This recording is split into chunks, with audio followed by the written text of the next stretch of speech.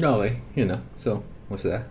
Bago ko i-format pala at i-upgrade tong naka so, well, running yan, tingnan nyo. Naka-Docker kasi to ngayon. So, close muna natin yung Docker para swabe.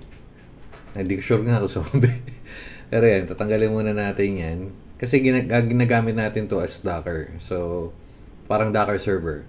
Pero dahil nga testingin natin sa laro, wait lang, ayaw pa bumaba eh. Nagre-record pa.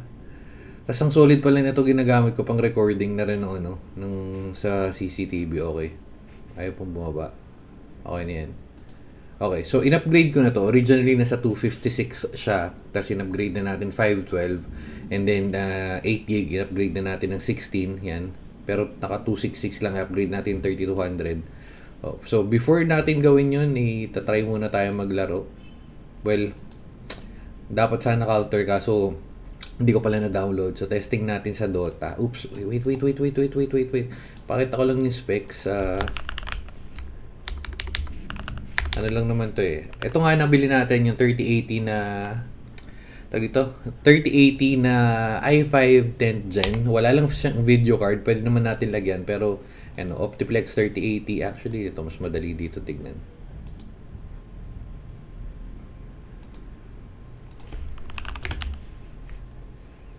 Oops. Saan na yun? Dito pala. Okay. Yan. Okay. So, yun na nga. Nakalagay naman. Drop Docker. Docker kasi natin ginagamit. i5 10th gen. Pero walang video card. Tingnan natin kung papalag na sa sa Dota. Kung Dota lang naman. At saka isa pa. Naka-remote lang ako naka-remote lang tayo, hindi to yung physically naka-connect sa akin. So, kaya check natin kung swabe. Check na rin natin yung Valorant after nito kung okay. At kung mag-load ba siya. Pero medyo matagal yata. Pero ayos lang, all goods. Actually, pwede naman natin i-stream para mas okay sana. Pero tingnan natin kung okay. Medyo matagal mag-load balikan ko after nag-load. Ayun na, launching. Kita pala yung laman ng ko, 19 pesos. Ilan na natin mag-load. May bili tayo ng skin sa Dota no? Kasi yun, kulot da salot. Grabe yung mga friends ko. 7 years ago, dami na rin nawala sa Dota no? Pero dami rin naman naglalaro ulit. Okay, yung Chrome na ginagamit natin, yung remote desktop na ginagamit natin, kahit naka-remote, may sound naman yan kasi yan, yung settings natin. Parang hindi nagana yung mic. Dapat yung mic ko yung nagana namin, di ba?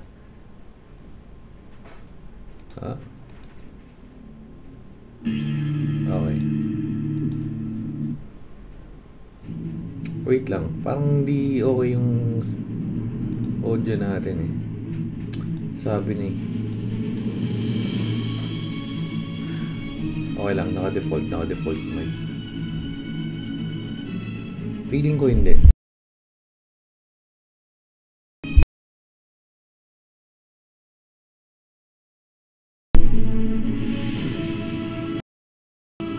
Hello. Feeling ko mas okay na to. Pero testing muna natin. Sinit-chinik ko, wala akong pinagbago pero okay lang. So okay, testing na tayo. So kung okay ba yung playable ba yung 3080 sa panahong 2024. Actually pa 2025 na no? Pero testingin pa rin natin ano ba yung mas skill na siguro Chrome. Hindi na pala siya Chrome ngayon dahil Crovellus pala na. Wala na, hindi na siya Crovellus. No? Crovellus pa rin tawag ng mga sa Dota 1 player pero Dead Prophet na sa medyo weird lang yung yung display screen ko kasi nga naka-remote. Uy, masama. So, hindi kasi naka-high ito, naka-high. Palitan natin, nakasagad kasi ito Prepare for battle. Video. Oh shit.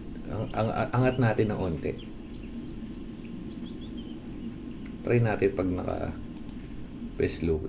Ay magka-crash. Ayun na. Nag-crash. Nag-crash na nga. Ganito rin yung sa Steam Deck eh. Pag nagpapalit tayo ng pag nagpapalit tayo ng display, medyo hindi kinakaya. Pero again, wala tong video card. Although pwede naman natin salipakan ng riser and then video card or external GPU. Pero syempre, testing muna natin yung by default lang. Kasi pag nilagyan natin video card, syempre gagana siya. So, testing natin. Inangat natin yung graphics. Pero yung purpose naman kasi talaga nito is hindi para sa akin, hindi for gaming. For the price of 10,000, actually sa ganung 10,000, may makukuha kang computer na may 1080 or 1050. Depende sa depende sa video card mo. Hindi wala actually mahal, wala rin parang wala. Okay, so oops. Wait tayo. Medyo nagiging medyo laggy na. Siguro dito lang. Medyo laggy ramdam ko eh. Ito.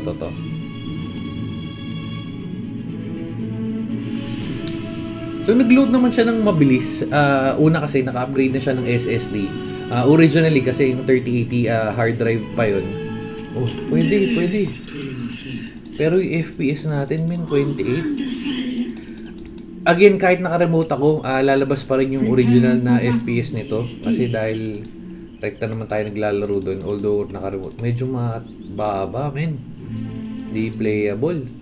Baba natin ng onte. Pa natin ng isa. Pag nakasagad, ito 60. Kaso pangit. Men. Ang pangit ng graphics. Oops.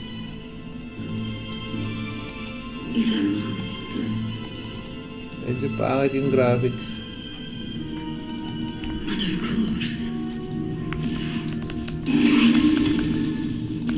Hindi kaya. Well, pwede. Playable naman. Kasi dito naman tayo nagsimula lalo yung mga Dota boys, yung mga Com Shop boys. Palag na to Pero 60 FPS. Pwede na. Ngayon, kung sasagad natin yung pinakamababa, yung pinakapangit na graphics. Ito mo. Magka-crash ba? Ayun ang mga 90. Pero tingnan yung graphic. Ito playable. Talagang, suwabe. Smooth Partida, remote pa to Pero again, medyo pixelated. Oops. Tumatagos. Hindi nyo na nakikita pero kasi sa OBS tumatagos yung tumatagos yung screen dahil maliit nga yung sa settings. But ayan, playable naman, playable. So pwede provide if okay lang sa yung ganyan yung graphics. Kung ano yung nakita mo, ganyan din lalabas yun sa Ayan, ganyan yung graphics ng built-in 630 pa yata ito di ba? Ayan. Although yan, masasagot natin playable kung magano naman siya. Check natin sa Valorant. Close muna natin to. Anong video card, anong default nito?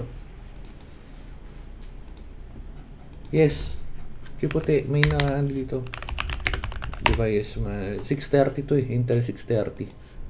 O 630 nga. Try natin Valorant. Install ko talaga to para ma-testing kasi kung gagana ba. Sana hindi mag-patch. Nag-patch na ako kagabi.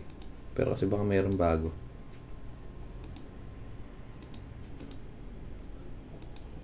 Okay. Ayaw, men. May Vanguard ako. Ayun. Medyo matagal lang. Okay, login lang tayo. Nawala yung login natin. Okay, so mabilis lang naman. Kita ba? Ayan, kita. After kung mag-login, nag-patch lang saglit and tumuloy na agad. So testing natin kung okay yung Valorant sa Optiplex. Kung recommended ko ba to sa gaming? Actually, hindi masyado. Kung siguro slight gaming, pwede, no? Kung yung ganun. Pero kung yung mga ganito talaga, madalas pang pang work. Pwede kong bumuhay ng no? Magkano bang mga murang desktop ngayon? Nasa ganun din no. Pinakamaayos siguro yung mga Ryzen, mas recommended Ryzen no. Sa mga pero papataka rin siguro mga 15 para maging at least playable. Medyo playable naman siya pero I mean, yun maganda-ganda yung graphics, hindi yung ganun kagrabe. Pangit pala ng ko no, ngayon ko lang kailangan ko yata ng green screen. Okay, so check natin yan. Loadings.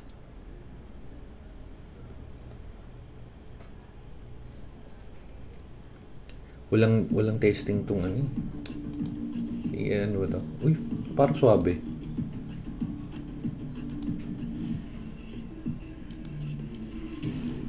Oh, no.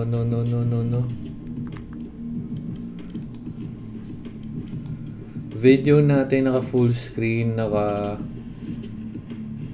graphics quality, naka low. Ayan, naka low. So try natin.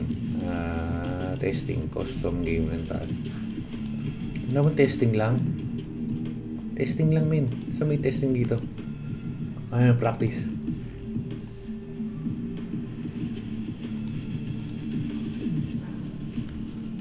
So again, naka-low to Feeling ko malalaro kasi ayun, medyo okay yung graphics sa dito pa lang. Kasi kung pangit, hindi na kaagad tumagaan My ultimate's ready.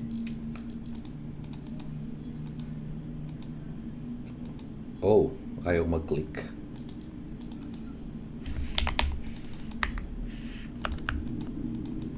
Ay shit, di supported ng remote. Ayun. Okay. So, pinagpapatch tayo at dahil dyan magpapatch muna tayo saglit. Okay, so hindi ko na ang kailangan daw doon is lumalabas kailangan naka-secure boot at hindi ko na on. Papalitan ko na rin naman tulad nga sabi ko magpapalitan naman tayo ng nasa specs natin. Yun nga, magpapalit tayo ng hard drive, ng SSD pala. So currently walang mapapalitan dyan. Dito, naka 16 gig tayo, 266, papalitan na ng 3200. And yung SSD natin, naka 512, Intel papalit. Kasi, chop-chop na. Yung binili natin tong 3080, alam ko nakwento ko to dati nung nabili natin to. Yung binili natin to, sabi ko na rin kanina, 8 gig lang to. Tapos, ito is 256. Pero ito yung original ng ROG kasi nung sa ROG ni Bekbek na nasira, so chinap-chop lang natin. So nilagay natin yung sa ROG Strix niya papunta dito and bumili na ako ng pyesa para dito talaga. So yan, yun ipapalit natin. Pero anyway, so gumagana naman siya. I mean, playable. Ang pangit lang ng screen. Wakang ano dito, wakang dinikit na ano lang. Pero kasi pag tinanggal ko yan, ito itsura niyan, men. Ayun. Ayan, yan yung itsura niyan. Oh. Madilim So, ayan. Pero anyway, so yan. Yung playable naman, okay naman. Pero, kung trip mo yung kung trip mo maglaro, okay pa rin naman. Kasi ganun din presyo pag bumuha ng desktop. Ang maganda lang wala akong in-install na kung wala yung power consumption. Anyway, so yun lang. Siguro dito na natin tatapusin. Upgrade ko muna. Tapos, kung may interesado, maglalagay tayo ng external video card. Feeling ko malamang meron na gumawa ng external video card for 3080. Pero, anyway, so yun lang. Dito na natin tatapusin. Bye na guys. Babu.